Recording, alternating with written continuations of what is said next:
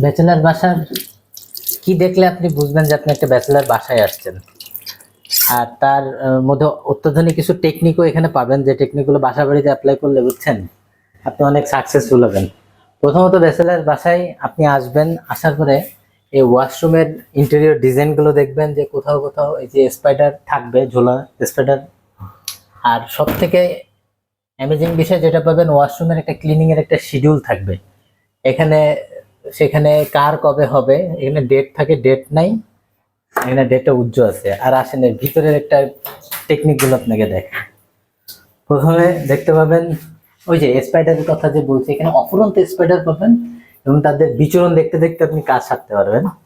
আর কিছু টেকনিক এই যে দেখেন, এখানে রাতে পানির টেপের নিচে এই যে ব দো না না রাখি ও কমা ছিল, কারণ এতে টপ টপ করে, এখানে টপ টপ হবে, টপ টপ করে পানি পড়ে যা বিরক্তিকর।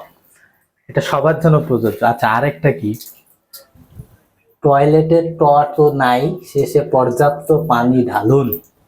এই যে অটোমেটিক এই যে পানি পড়ে, তো এটাতে এই যে অফ করতে দিলে হবে না, এটা দেখে বুঝবেন যে এটা ব্যাচেলার বাসা। আচ্ছা, আর এখানে তো বললাম না এটা সুন্দর আছে। আর অত্যাধুনিক যে জিনিসটা সেটা হচ্ছে এই যে দেখেন, একটু ক্লোজলি যদি আমরা একটু আসি, এই যে দেখেন এটা হচ্ছে একটা টেকনিক। এই প্লাম্বার মিস্ত্রিরাও আসলে এই টেকনিক জানে না। এই যে আমি এটাকে এই যে সরাই দিলাম, অন হয়ে গেল।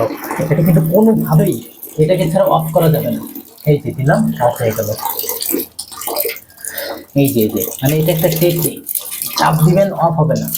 তো সুতাটারে একটু ভালো করে এই যে দেখেন, সুতা হইতেছে না।